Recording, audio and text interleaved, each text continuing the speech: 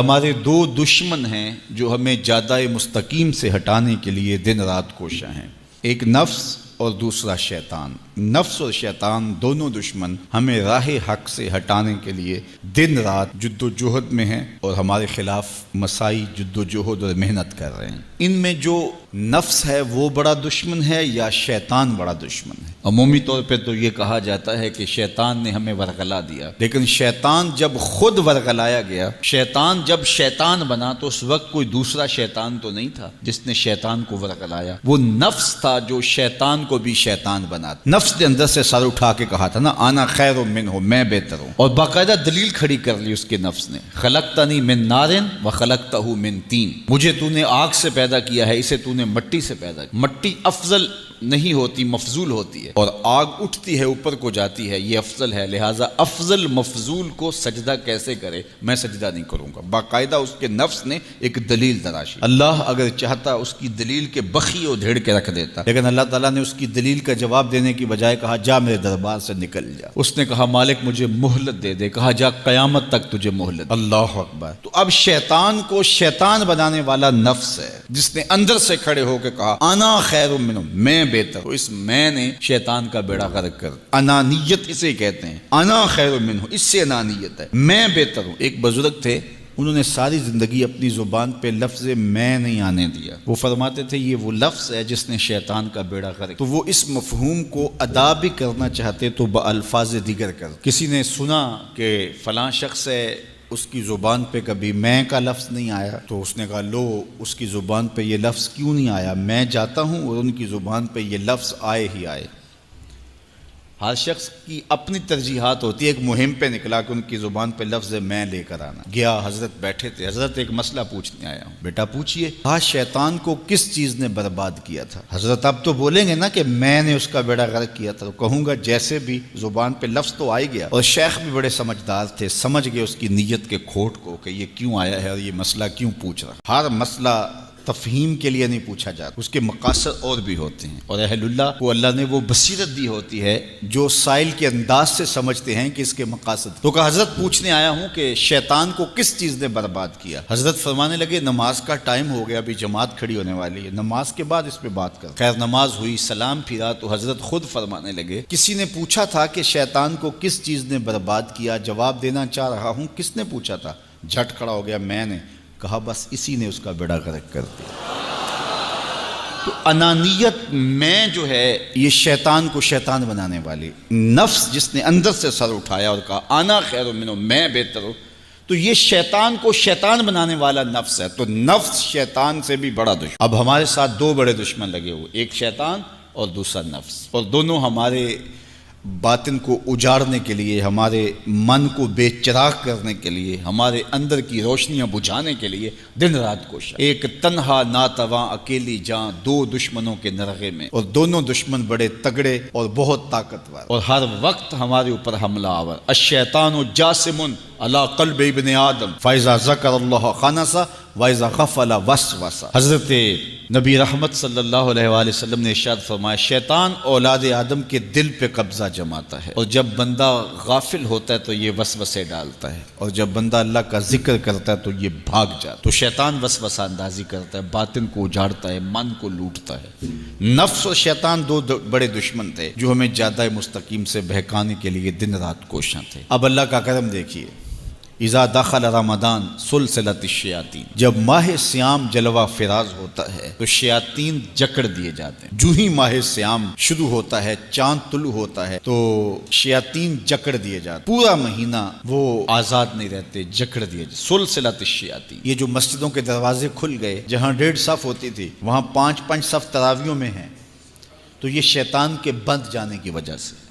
لیکن مہنگائی کا طوفان ہے، بد نگاہی ہے، بد تہذیبی ہے، جھوٹ ہے، دیگر امور بد بھی جاری ہیں، یہ نفس کے موجود ہونے کی، نیکی کا ماحول پیدا ہوا یہ شیطان کے بند جانے کی وجہ، لیکن ہماری برائیاں بدستور موجود ہیں یہ نفس کے موجود ہونے کی وجہ سے۔ اب ہمارے لیے آسانی یہ ہو گئی کہ دو دشمن تھے جن کا ہمارے سے مقابلہ تھا، ایک نفس اور دوسرا شیطان۔ ہمارے لیے یہ سہولت ہو گئی کہ ہمارا ایک دشمن باندھ دیا گیا، اب دشمن ایک ہے جس سے ہم نے ماہ سیام میں اور وہ دشمن کون کون سا ہے؟ نفس۔ اب نفس کا مقابلہ اتنا آسان بھی نہیں، یہ بہت ڈاڈا دشمن ہے، اندر کا دشمن ہے، گھر کا بھیدی ہے۔ باج فقیراں کسے نہیں ماریا، باہو ظالم چور اندر داہو۔ یہ بڑا سخت اور بڑا شدید قسم کا دشمن ہے۔ یہ اس کی چالیں بہت باریک، شیطان کی چالیں بھی بڑی باریک ہیں اور نفس کی چالیں اس سے بھی زیادہ باریک۔ اب کیسے مقابلہ کریں گے؟ شیطان بھی ہماری متاع عمل کو لوٹنا چاہتا ہے، حتیٰ کہ ہمارے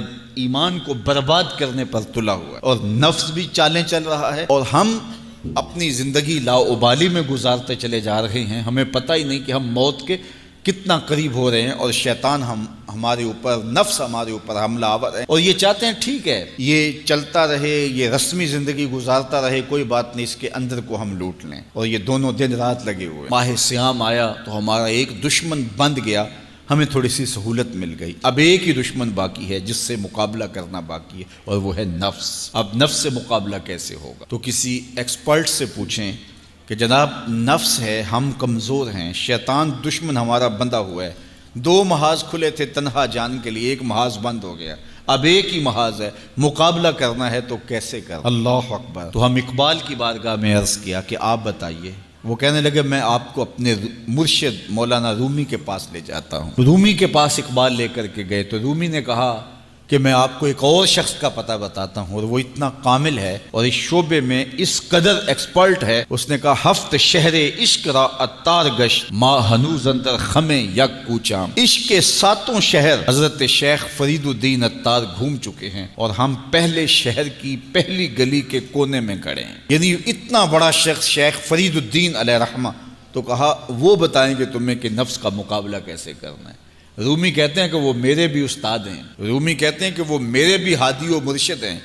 جس عشق کے شہر میں میں داخل ہوا ہوں اور ابھی کونے پہ کھڑا ہوں، اس طرح کے 7 شہر وہ گھوم کے بھی آئے ہیں۔ آؤ ان سے پوچھتے ہیں کہ جناب نفس قابو کیسے کریں؟ تو شیخ فرید الدین اتار نے کہا نفس نتواں کشت الا باسے چیز، بات گوئم یاد گیرش اے عزیز۔ نفس نہیں مرتا، لیکن 3 اسلحے اگر آپ کے پاس ہوں تو یہ نفس ٹھہر بھی نہیں سکتا۔ غور سے سن لیجئے، روحوں میں اتار لیجئے، اور زندگی میں ہمارا مقصد ہے اس نفس کا مقابلہ کرنا۔ شیطان کا مقابلہ کرنا بھی ہمارا مقصد ہے، اور نفس کا مقابلہ کرنا بھی ہمارا مقصود زندگی ہے۔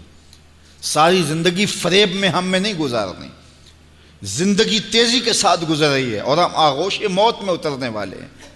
تو یہ ڈاڈے دشمن ہماری متاع عمل لوٹ رہے ہیں، ہمارے کیے ہوئے عمل کو عجب سے، تکبر سے، ریاکاری سے برباد کر دیتے ہیں۔ ہمیں پہلے عمل کی طرف جانے نہیں دیتے، پھر عمل کے اندر وسوسے ڈالتے ہیں، پھر عمل ہو جائے تو اس کو پھر برباد کرنے کی کوشش کرتے ہیں۔ کتنے ڈاڈے دشمن ہیں جن کے نرغے میں ہم پھنسے ہوئے ہیں۔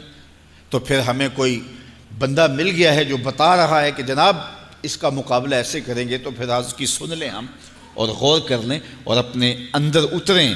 تو شیخ فرید الدین اتار ہمیں بتا رہے ہیں، تو سنیے وہ کیا کہہ رہے ہیں۔ نفس نتواں کشت الا باسے چیز، نفس نہیں مرتا، یہ بڑا ڈاڈا ہے، لیکن 3 اسلحے اگر آپ کے پاس ہوں تو یہ ٹھہر بھی نہیں سکتا۔ وہ 3 اسلحے کون سے ہیں؟ خنجر خاموشی و شمشیر جو، نیزائے تنہائی و ترک ہجو۔ ایک خاموشی کا خنجر، دوسرا بھوک کی تلوار، اور تیسرا تنہائی کا نیزہ۔ یہ 3 اسلحے تمہارے پاس ہوں تو پھر نفس ٹھہر بھی نہیں سکتا۔ خاموشی کے خنجر سے نفس پہ وار کیا جا سکتا ہے۔ میرے اور آپ کے آقا و مولا نے فرمایا من صامت نجا، جس نے خاموشی اختیار کی وہ نجات پا گیا۔ ہماری زندگی کے جتنے بھی برے اعمال ہیں ان میں سے سب سے زیادہ برے اعمال ہماری زبان کرتی ہے۔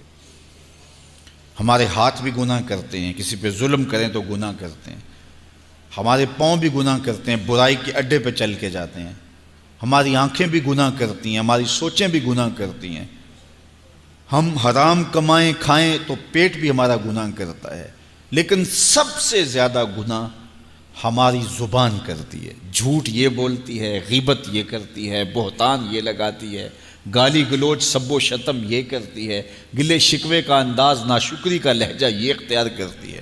اسی لیے میرے اور آپ کے آقا و مولا نے فرمایا جو تمہارے 2 جبڑوں کے درمیان ہے، یعنی تمہاری زبان، اور جو دو ٹانگوں کے درمیان ہے تمہاری پارسائی کی جگہ، ان دو چیزوں کی تم مجھے ضمانت دے دو، میں محمد تمہیں جنت کی ضمانت دے دیتا ہوں۔